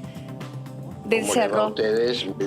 Bien, muy le voy a... Muy bien, ¿y usted? Bien, por suerte. Le voy a pedir, si es tan amable, si puede dejar su móvil, que es de donde está saliendo, quietito, y para que se lo vea Bueno, sí, ya lo vamos a ir ubicando. ¿Sabe qué, Dipu? Lo puede dejar apoyado en cualquier cosita, pero sí, derecho y que se le vea bien el rostro, porque si no, ahí se complica la cosa. Bueno, uy, bien. Quedó... No, espere, Dipu. Usted sabe que es la tele esto. Si lo puede poner un poquitito para que se le vea, pues se ve el techo. Ahí está, mejor, ahí está mejor. mucho mejor. Con el barbijens de costado. ¿Viste? ¿Usted pierde los barbijos, diputado? No, hasta ahora no he tenido la desgracia esa. Uno está tan quieto en el mundo que no pierde las cosas tanto. Bueno, menos mal. Pues eso de ponerlo en la oreja así, sabes que no le veo los ojos. No sé si se puede organizar. Disculpe que esté molesta con esto, Dipu, pero sabe que es importante que le veamos el rostro está muy bien. Es que tengo los ojos entornados, así que... Porque yo... No, si yo lo veo, lo veo. Ahí está, ahora se le ve mejor. Bueno, bien. Gonzalo, ha estado ayer en la Comisión de Salud, se han tratado temas muy importantes. No estuvo. Llegó muy tarde la convocatoria, así que ya había emprendido el regreso a la provincia. Así que no pude asistir como tantos otros diputados de Tucumán, de Córdoba, muchos que no pudimos asistir porque la convocatoria se hizo entre gallos y medianoche. Sí, lo sé, de alguna manera... A ver, diga. Se entiende que haya, digamos, algún apuro por hacer las convocatorias y entonces ocurren estas cuestiones. De todas maneras, la comisión se reunió y pudo tomar decisiones. No había temas muy polémicos, es decir, o no había temas en oposición.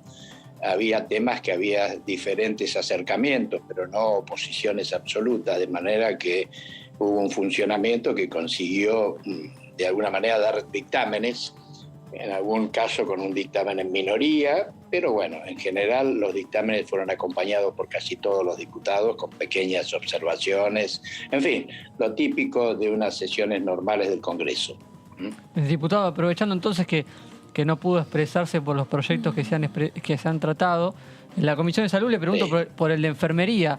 ¿Qué opinión tiene? Sí, después vamos a repasar para que el que esté mirando diga de qué comisión hablan, qué pasó. Yo pensé que como había ido, pero no hay problema, después los mencionamos, ¿sí? El tema de la salud pública en la Argentina es un tema deficitario en múltiples aspectos. Ya lo vimos funcionando en la pandemia, la serie de dificultades y errores que hubo en muchos aspectos de ellos. Y bueno, la enfermería no escapa a ese problema argentino de déficit de la salud pública.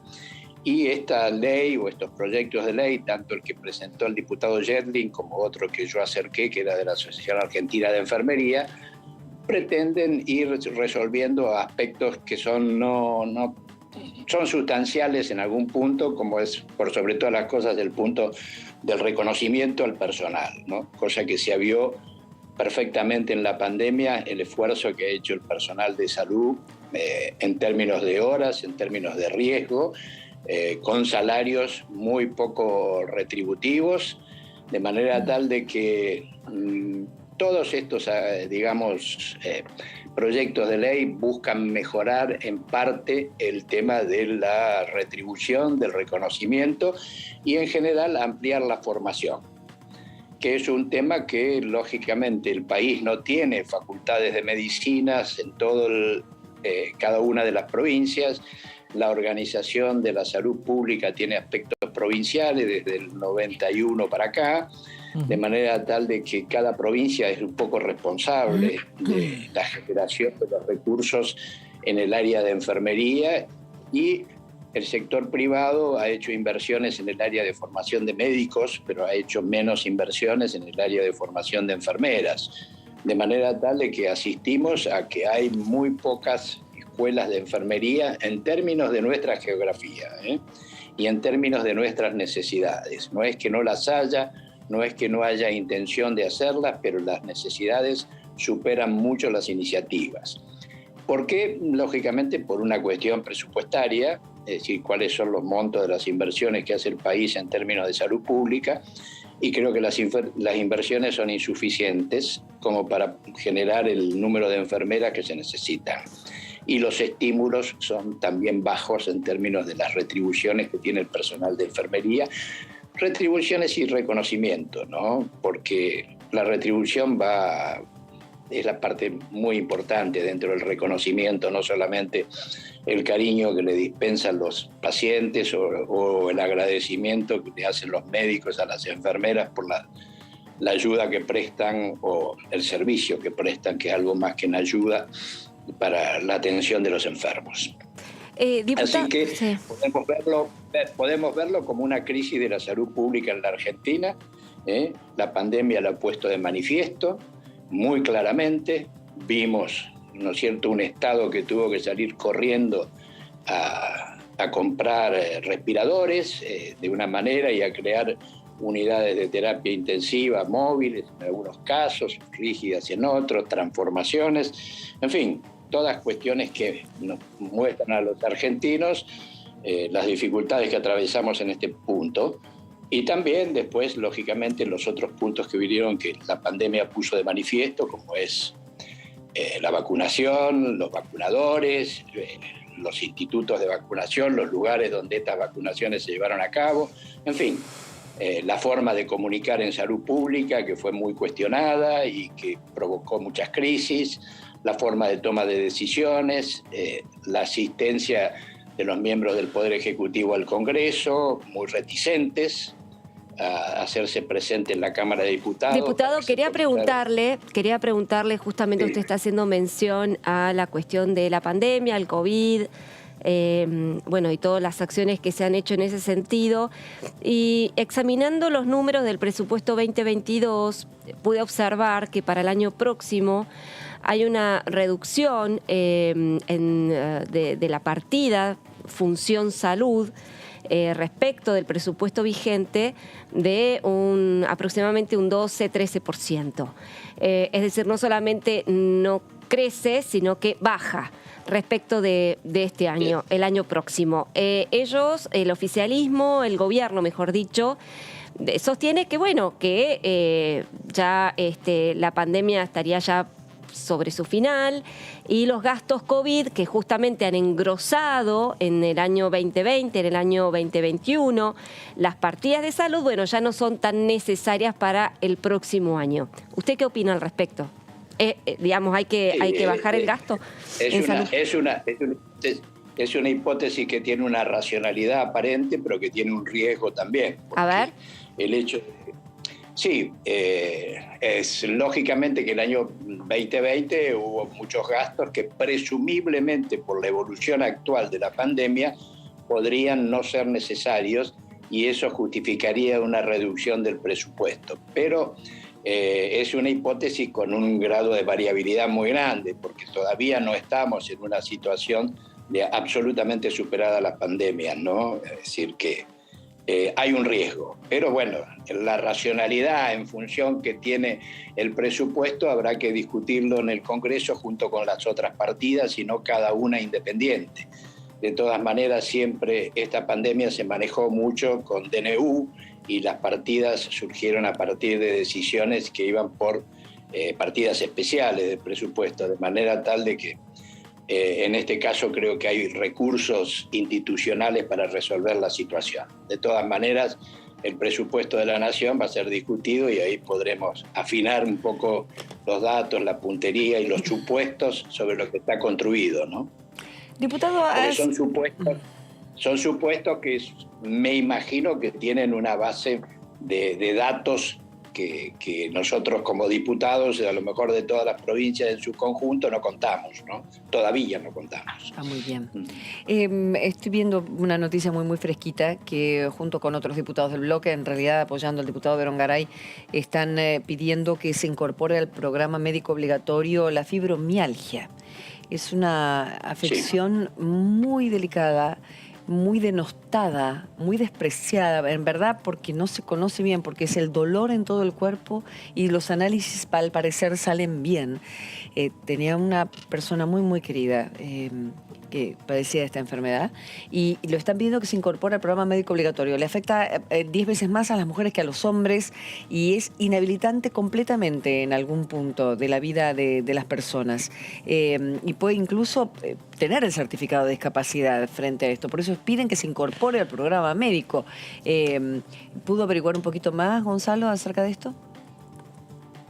Bueno, a ver, el programa médico obligatorio del país es un instrumento muy valioso, que lógicamente siempre admite ampliaciones y admite restricciones, siempre permite que se incorporen nuevas tecnologías de tratamientos, y la fibromialgia, por ser una entidad de etiopatogenia desconocida, lógicamente, y que no tiene de por sí, digamos, ¿quién la atiende? La atienden los psiquiatras, la atienden los neurólogos, la atienden el clínico general, la atienden los psicólogos. Es decir, todo eso de alguna manera, ante una entidad que no tiene una etiopatogenia definida, probablemente sea más de origen tensional, nervioso, propio de a lo mejor de la sociedad que vivimos y de la neurosis colectiva en la cual estamos sumidos por las contradicciones, y en nuestra sociedad, con más razón, por las consecuencias que ustedes conocen de nuestras dificultades como país, ¿no?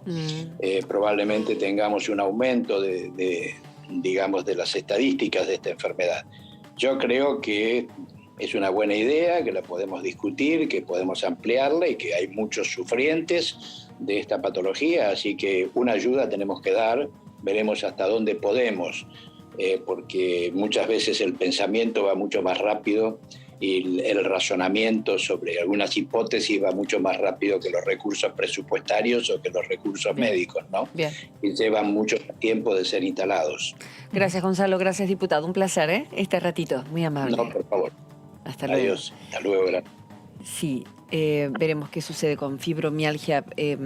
A veces es tan devastadora que en muchos casos pueden suceder accidentes o situaciones en las que se daña un miembro del cuerpo y no se lo atiende porque la persona está tan acostumbrada a sentir dolor que se dejan de lado otras cuestiones u otras afecciones que le puede pasar a ese cuerpo que, como bien decía el diputado, fue considerada enfermedad en el 92. No es que, yo dije antes, los análisis salen bien, no es que salen bien, salen lógicamente con desbarajustes por todos lados, pero no es algo que tenga este medicamento, este acompañamiento, no, porque bien lo explicaba ahí el diputado, que tiene desde distintos lugares se puede manifestar. Por lo tanto, complejo su tratamiento y muchas veces se tarda mucho en entender ese diagnóstico en la persona que sufre y lo puede dejar invalidante incluso.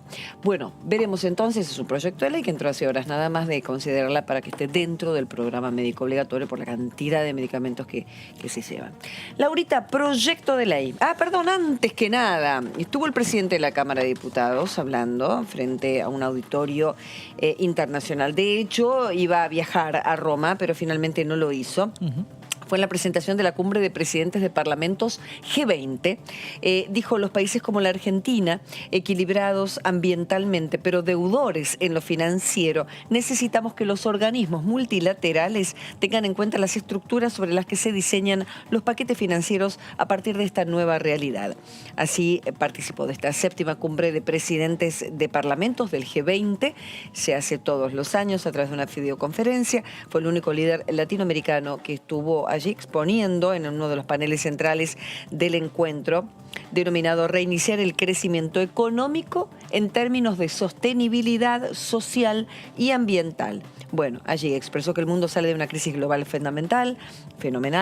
La pandemia ha desnudado debilidades y vulnerabilidades de nuestro sistema sanitario, económico, alimentario también, y de esa manera se ha puesto en evidencia la necesidad de que cada uno asuma un compromiso de construir una economía social y ambientalmente sustentable. Bueno, así se hizo referencia a través del papel de los organismos internacionales de crédito y lo escuchamos. Ahí lo tenemos entonces. Vivimos en un mundo que sale de una crisis global fenomenal. La pandemia ha desnudado de la peor manera las debilidades y las vulnerabilidades de nuestro sistema económico, de nuestro sistema alimentario y de nuestros sistemas sanitarios.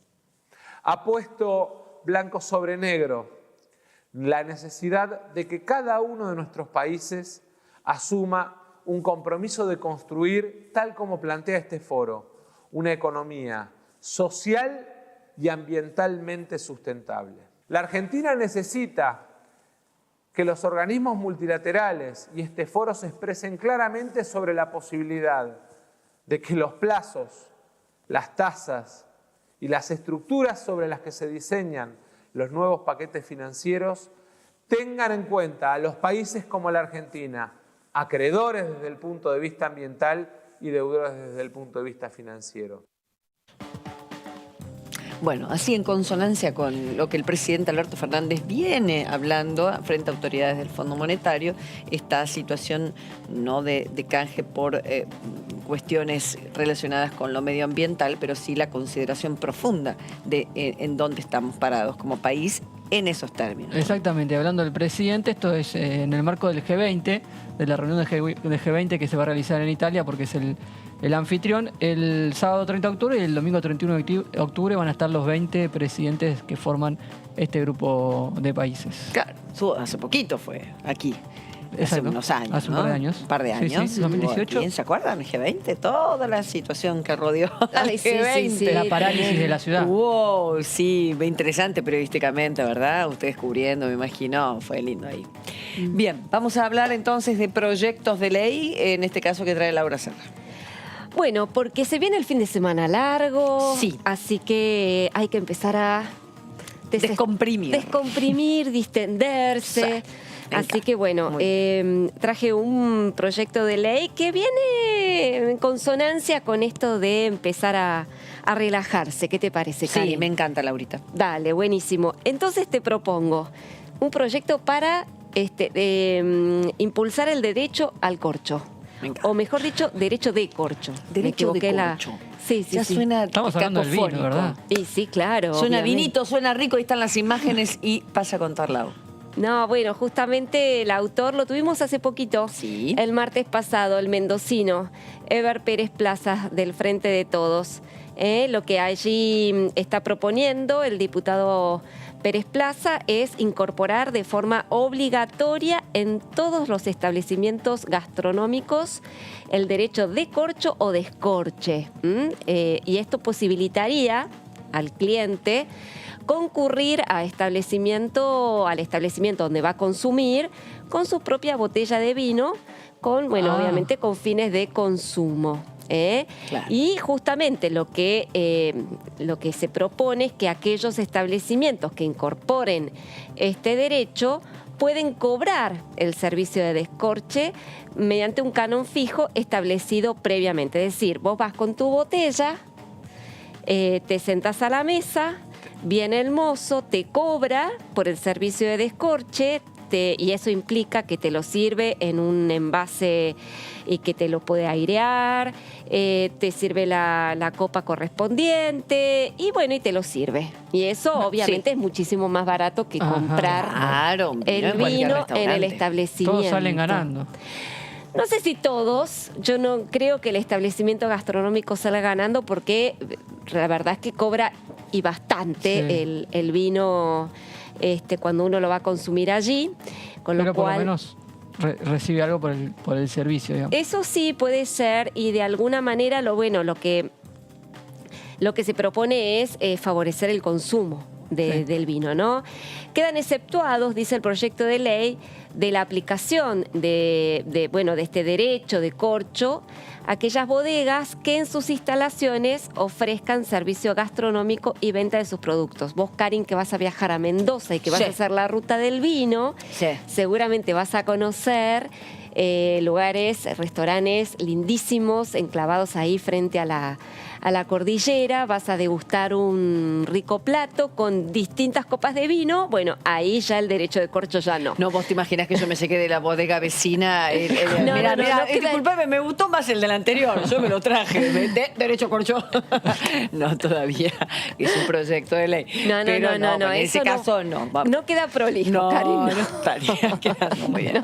No queda bonito, no.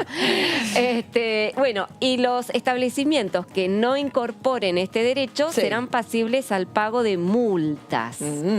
Y acá viene, creo que lo interesante, ¿no? Cuya recaudación estará a cargo del municipio, en el que se verificó la infracción. Es decir, que ahí están los intendentes, digamos, frotándose las manos cuando un establecimiento no incluya este derecho de corcho. La recaudación obtenida deberá ser destinada para la creación de un organismo u oficina que promueva el consumo del vino. Bueno, ahí estábamos viendo un poco el objetivo de este proyecto de ley, que es justamente alentar el consumo del vino, que dicen las estadísticas ha caído mucho, sobre todo también en la pandemia. Ha crecido mucho en contraposición el consumo de cerveza, de bebidas blancas y bueno, y el vino. ¿Se sabe cuánto? No, la verdad es que no lo sé. Si querés lo averiguo, pero, no pasa nada, pero bueno, la intención es justamente esa, ¿no? Una provincia como Mendoza, la cuna del vino, tratar de justamente impulsar este sector mediante este proyecto que, bueno, lo que genera, va a generar creativo, alguna... al menos creativo. Sí, pero claro que sí. En otros, no sé, en otros países tengo entendido que hay ejemplos de otros lugares donde podés hacerlo. Pero hay... La verdad, no soy gran consumidora, pero cada tanto, y sobre todo cuando uno tiene que ir a un lugar y amigos que les gusta, entonces digo, bueno, vamos a gastar un poquito más de lo que... Si no, yo te voy al súper y te compro. Pero no, las vinotecas, ese es un punto interesante. Ahí estamos... hay promociones y estás ayudando a una pyme, en definitiva, ¿no? No sé. Aquellos que se arman un negocio así, que han habido muchos en este último tiempo. Y bueno, por eso mismo hay que comprar a los que vos sabés que están haciendo el esfuerzo. perdón que interrumpa, pero estaba leyendo, buscando este dato que vos me pedías, pero encontré otro elemento interesante para justificar el proyecto de ley. Dice el diputado Eber Plaza que dada la multiplicidad de elaboradores de vino que existen en la actualidad, hay pequeñas bodegas que realizan productos de excelente calidad y que no llegan a las cartas de los vinos en los grandes establecimientos o en los establecimientos gastronómicos. Entonces no tienen forma de promocionar sus productos. Entonces dicen, bueno, este proyecto podría alentar de alguna manera a que se conozcan estas pequeñas bodegas con sus productos, llevando uno su propio vino. Está buenísimo, está buenísimo, interesante. Chicos. Está muy bien. Eber, lo tuvimos el otro día. Fascinante situación. Siempre con iniciativas creativas. Decías, Marquitos, que te interrumpimos. No, iba a decir que, pero no sobre el vino, pero que en otros países no está mal visto que uno pida agua. Y que no pida bebida particular en la cena, que aquí hay una costumbre de los gastronómicos de que a veces la diferencia económica viene del lado de la bebida. Pero siempre, Marcos, si una gaseosa, siempre, ese es el punto. En otros países el agua viene ya en la mesa y te la sirven. Acá no, bueno. Vamos a hablar con un nuevo diputado de la Nación y ahí va la provincia.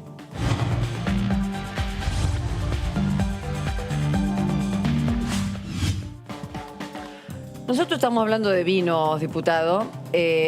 Por lo tanto, mencionamos a mencionamos a Mendoza, mencionamos a San Juan. Que bueno, Salta tiene lo suyo. Sí. Salta tiene lo suyo. Claro que con sí, Cafayate. por eso lo menciono. Lucas, ¿qué te gusta? ¿Qué uva está allí? ¿Qué es lo que es el diferencial del norte en referencia, en comparación con Cuyo? ¿Cómo están? Buenas tardes. Hola, Lucas. La diferencia es que nosotros tenemos vinos de altura, principalmente, pero en cuanto a cepas tenemos Malbec, la Argentina básicamente produce en un gran porcentaje Malbec, también tenemos otro tipo de uvas, Cabernet, Torrontés, eso sí también es una diferencia, el vino blanco Torrontés es un vino bastante dulce, muy rico. Así con mucho gusto a uva, podríamos llamarlo, es el vino. Es muy rico, la verdad, y ese es como su joyita, digamos. Lucas, ¿y hay ruta del vino? ¿Está explotado turísticamente? Claro. Sí, ¿no? Sí, por supuesto. Tenemos Cafayate, que es donde mayormente se produce. Pero por ahí en todos los valles calchaquíes, en Cachi, en Molinos, en San Carlos, en Seclantás, hay bodegas muy importantes. Por supuesto, no en la dimensión de lo que puede suceder en Mendoza, pero sí hay un buen mercado y, bueno, por supuesto, hay una ruta del vino, hay un museo del vino, hay hoteles dentro de bodegas, es muy lindo Cafayate, es muy lindo Cachi, es muy linda la región, los valles calchaquíes, y la producción también es muy importante. Recordemos además que el sector viñatero, vitivinícola, genera mucha mano de obra, ¿no? Porque es producción intensiva. Sí. Es decir, por cada hectárea hay mucha cantidad de trabajadores y trabajadoras produciendo, básicamente. Y además exporta el sector. Entonces, es un gran sector económico en Argentina. Por eso yo lamento que la última sesión no se pudo desarrollar, porque ahí teníamos una ley que tenía que ver con el sector, ¿no? Tenía que ver con los trabajadores y trabajadoras vitivinícolas, que quedaron excluidos de la ley de trabajadores rurales de hace unos años, en cuanto a la edad jubilatoria, en cuanto a los aportes. Y ahora venía el momento de generar un reconocimiento al sector con la jubilación anticipada, 25 años de aporte, 57 años. Así que a mí me apena mucho, más allá de etiquetado, que es muy importante para la sociedad en general, para el tema salud, en el ámbito también de la educación, en lo que tiene que ver con los derechos de los consumidores. Estaba esta otra ley que tenía que ver con un sector específico, con trabajadores vitivinícolas, y a provincias como Mendoza, San Juan, también Catamarca. Tucumán algo está haciendo, tengo entendido, sí, por ahí por Tafí del Valle, y por supuesto Salta, para nosotros será muy importante. Perfecto. Diputado, ¿cómo le va? Marco Giorgetti. Mencionaste etiquetado y quería consultarte cómo ha sido recibido en la provincia de Salta. Ustedes están muy cerca de Tucumán, que tiene intereses obviamente muy fuertes por la industria del azúcar. ¿Cómo es en Salta esta situación? Si influye, si hay presión, si importa el tema, o si a usted no vive en la misma realidad que las otras provincias con mayor tradición azucarera. Bueno, Salta tiene una tradición azucarera y un sector grande de ingenios, sobre todo en el centro, en General Güemes, también en Orán, muchos trabajadores de la caña de azúcar, más allá del ingenio. Lógicamente, presiones y lobby hay siempre, ¿no? En particular, yo estoy totalmente a favor de la ley de etiquetado. De hecho, formo parte de 3 comisiones que la dictaminaron, así que puse el gancho en todas. A mí me parece que aquellos fundamentos que estipulan que aun cuando un sector o una provincia sea productora de un sector, en este caso el azúcar, me parece que en definitiva no lo va a perjudicar, ¿no? Nos pasó a nosotros con el tabaco, por ejemplo. ¿Se acuerdan cuando en los cigarrillos, en un momento dado, se empezó a imprimir los paquetes con estas etiquetas de advertencia, sí, que son bastante cruentas, ¿no? Pero que son reales además. Lo digo yo además como fumador, no estoy hablando desde afuera. Lamentablemente como fumador. Con esto y no sé si se acuerdan, cuando se empezó a discutir los espacios libres de humo, que tenía que ver con la salud de tantas personas, más allá de fumadores y fumadoras, de muchos fumadores pasivos que tenían que soportar que le fumen en la cara. Sí. Bueno, el sector tabacalero lo que planteaba en ese momento es que se iban a perder muchos puestos de trabajo en la actividad, porque iba a haber una disminución en el consumo o en fumar, y la verdad que no fue así. Claramente hubo una disminución, pero no es que hubo una pérdida de puestos de trabajo a partir de esto. Me parece que no deben ser incompatibles. Tampoco estamos prohibiendo el azúcar en la ley de etiquetado. Esto queda absolutamente claro. Lo que estamos promoviendo es salud, es educación, es información para que la decisión de consumidores sea libre, básicamente. Y esto no creo que repercuta de manera negativa. Esta es mi opinión. Por supuesto, legisladores y legisladoras de Tucumán pueden tener otra opinión, pero desde mi punto de vista esto no va a repercutir de manera negativa en la industria, que además se fue diversificando en los últimos años. Pasó de ser solamente de consumo de lo que es azúcar a una ley central para nuestras economías regionales que tiene que ver con biocombustibles, que empezó allá por el año 2006 y hace unos meses no más le dictamos una nueva ley que sostuvo y garantizó mediante una norma formal, es decir, mediante la ley, el porcentaje de corte en lo que es bioetanol de caña de azúcar, en un 6%. Entonces eso garantiza el trabajo de los ingenios y, por supuesto, el trabajo de ese no se achicó. De trabajadores y trabajadoras de la actividad. Ese porcentaje no se achicó. Se achicó el del maíz, que estaban protestando, lógicamente, más los ambientalistas por otra cosa, ¿no? Pero, y aquellas provincias que... Se garantizó por ley, porque recordemos que la ley del 2006 tenía un porcentaje menor de todo, de maíz, es decir, de biodiesel, tanto de maíz, tanto de biodiesel de soja, de bioetanol, tanto de maíz como de azúcar, y fue ampliándose por distintas resoluciones de la autoridad de aplicación. Lo que se hizo aquí es sostener esa ampliación de resoluciones en la ley, es decir, se estipula un piso, básicamente. Está bien. No, diputado, me interesaba abundar un poquito más en esta cuestión del etiquetado frontal de alimentos, ¿no? Que así como hay muchos que están a favor de la iniciativa, muchas ONGs, obviamente legisladores, organizaciones civiles, también, bueno, hay voces que, digamos, como recién lo mencionábamos, tienen sus reparos y sobre todo cuando se trata de, vender nuestros alimentos hacia otros países, cuando, según lo que, digamos, argumentan estas voces críticas, es que al no haber una normativa común en cuanto a cómo debe ser el etiquetado, nuestro país correría con cierta desventaja a la hora de comercializar sus productos alimenticios. ¿Esto es verdaderamente así? Y en ese caso, digamos, esto lo han trabajado, me imagino, con Cancillería o con el gobierno. A ver, antes que contestar, pero lo responde la propia ley a esta pregunta que usted está haciendo. Sí. Yo no quiero salir en defensa de legisladores y legisladoras tucumanas, pero el día lunes estuvimos en una reunión de diputados y diputadas del NOA y el NEA, y ahí yo escuché a diputadas de mi bloque, el Frente de Todos, decir que están a favor de la ley de etiquetado. Y otros diputados firmaron un dictamen, es decir, nunca dijeron que están en contra, sino que firmaron un dictamen en minoría con divergencias. Sí, Pablo Yetling, entre ellos, sí. Efectivamente, porque yo vengo escuchando que dicen los tucumanos están en contra, y lo meten al actual jefe de gabinete, Mansur, y la verdad que los propios legisladores de Tucumán firmaron un dictamen aprobando etiquetado, pero con divergencias, un dictamen de minoría. Dicho esto, era para aclarar eso. Lo que tiene que ver con las normas del Mercosur, la propia ley,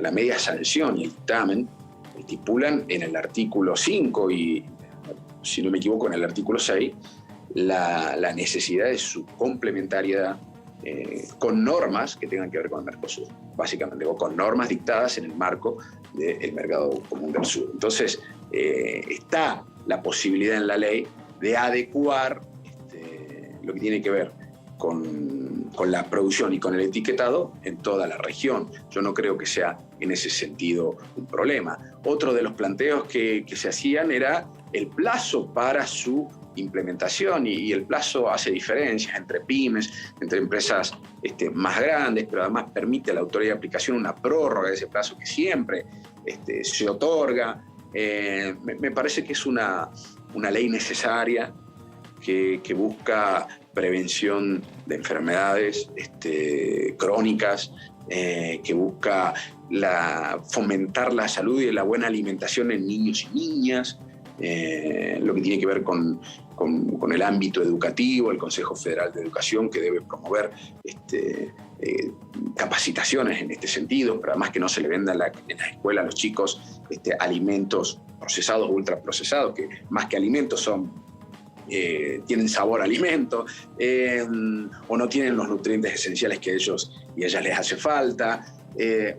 Son una serie de principios que defiende la ley, que busca objetivos o finalidades que en definitiva son muy loables. El diputado Yadlin, disculpe, justamente hablando de él, me acordé que ayer justamente dijo, o antes de ayer, cuando fracasó la sesión, que bueno, que esta norma podría ser instrumentada por decreto si finalmente la ley no saliera. ¿Esto efectivamente podría ser así? ¿Que saliera por decreto? Algunos aspectos de la ley, seguramente, como muchas leyes, pueden ser instrumentadas.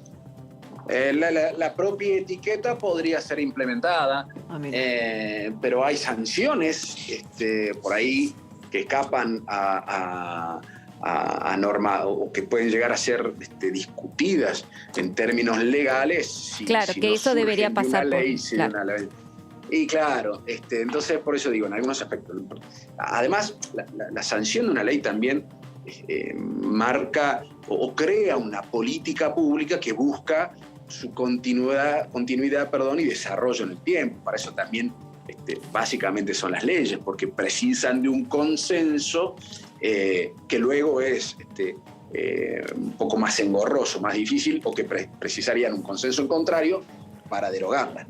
Y diputado, en este contexto, no puntualmente por este proyecto de ley, que incluso varios opositores acompañaron el dictamen, pero ¿cree que en este contexto y cómo se ha dado la última semana las discusiones entre los bloques, se imagina que se pueda llegar a retomar un acuerdo para realizar una sesión en lo próximo o va a costar?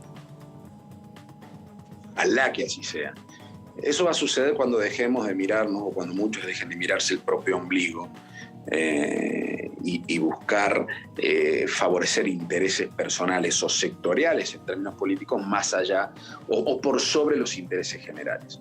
No hay otra explicación, sinceramente, no sé si ustedes la han podido encontrar o si seguramente esto se ha debatido mucho en los distintos programas, pero tiene más que ver con rencillas, disputas políticas y posiciones de poder que con interés general, esto de no ir a sentarse a una sesión donde había temas que estaban súper consensuados, que tenían dictamen todos los proyectos, todas las órdenes del día, pero además que esos dictámenes eran transversales a todos los sectores políticos, digo, no eran cuestiones de disciplina partidaria. Entonces, la verdad que fue una sin razón, sinceramente, ni más ni menos no sentarse a dar quórum y aprobar leyes tan importantes. Diputado, mencionaste recién la reunión de diputados del NOA-INEA. ¿Qué otras cuestiones pudieron sacar en claro? ¿En qué momentos los vamos a ver votando juntos? Tal vez, no sé, me atrevo a decir algo. Bueno, con el litio ya sabemos que hubo una reunión de gobernadores, ni más ni menos. Sí. Con las provincias que la tienen. El tema Jujuy, también Salta, de lo que hablaba Leiva hace un ratito, ¿no? La cuestión de subsidios para las zonas calientes, en este caso, ¿no? Para la electricidad. ¿En eso está usted importante. De acuerdo? Claro que estoy de acuerdo, porque además tiene que ver con zonas. Las zonas calientes además son las zonas con mayores asimetrías, sobre todo el NEA y un sector del NOA. Salta tiene una amplitud térmica, siempre lo digo, ¿no? Pasamos en zonas de 0 grados o bajo cero a zonas como el norte de Salta, Orán o San Martín, que tienen veranos de 50 y pico grados. Entonces, toda esa... ya me da calor. Y además, entonces, ahora se ha sancionado, se ha aprobado la ley de zonas frías, que a nosotros nos ha beneficiado mucho. Alrededor de 120.000 hogares en Salta van a ser beneficiados con la ley de zona fría, estrictamente, de una justeza absoluta. Y claramente, cuando se sancionaba aquella ley, las provincias del NEA decían, bueno, ¿cuándo vamos a discutir lo que tiene que ver con zonas calientes o zonas cálidas? Y a mí me parece claramente que debe discutirse, y ojalá podamos avanzar en una sanción de una ley de esta naturaleza que favorece a sectores que la pasan verdaderamente mal cuando hace tantísimo calor. Ahora, Lucas, siempre me olvido de esa palabra, que segmentada. porque no, Sí. o sea, ¿y de qué manera se logra? Por un lado me dicen que es una cuestión de las empresas que no quieren dar la información, que hay una cuestión, vos lo sabrás bien, hombre de leyes, con la información protegida. Por otro lado, que con cruzar 2 o 3 datos, que hoy por hoy nos cruzan todos, ya eso se sabe. ¿Cómo va a ser eso entonces? ¿Va a llegar a ser segmentada? Ojalá. La segmentación empieza desde lo más grande a lo más pequeño, ¿no? Es decir, la segmentación, ya desde el vamos, zonas frías es una segmentación. Zonas cálidas en su momento será también una segmentación. Pero para Luego, los que más tienen, no paguen, los que más tienen que paguen lo que pueden. O sea, el problema son los que menos tienen. Totalmente de acuerdo. Entonces tiene que haber, ahí sí las empresas provinciales tienen mucho que ver, porque son las que brindan el servicio. Entonces, me parece que ese es el siguiente paso, ¿no? Yo estoy absolutamente de acuerdo. Y otra cosa, también con capacidad adquisitiva. No es lo mismo, no cobra lo mismo un trabajador de cualquier rubro, cualquier actividad, comercio, por ejemplo.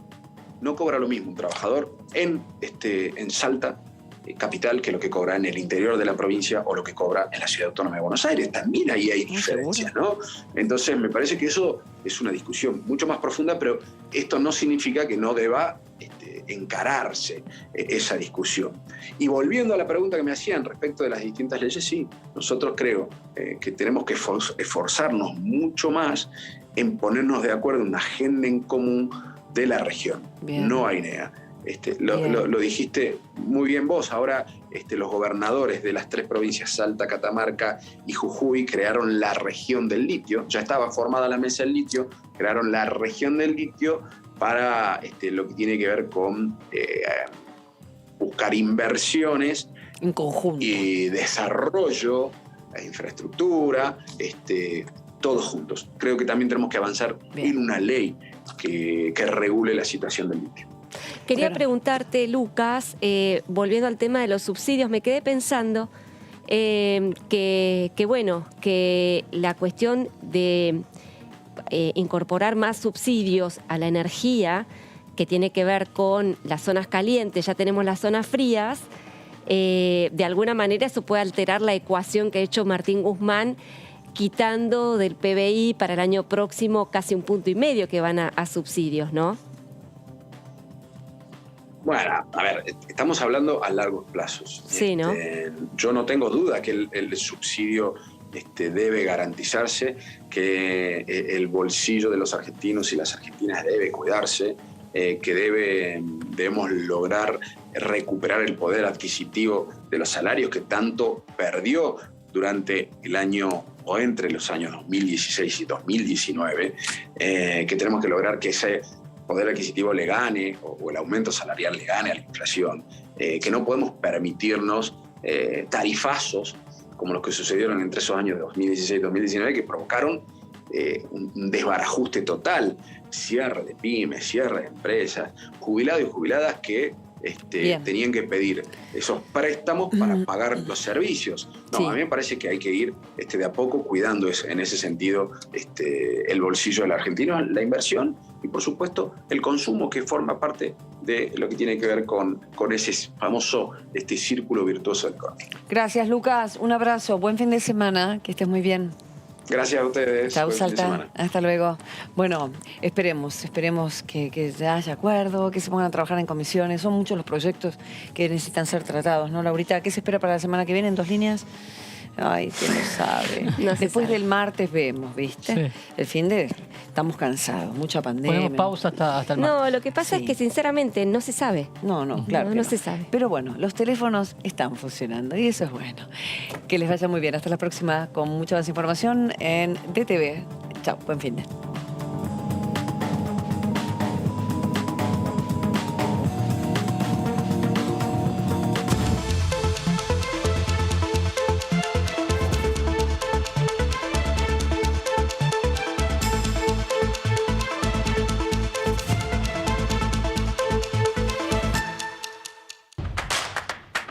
Información. Análisis.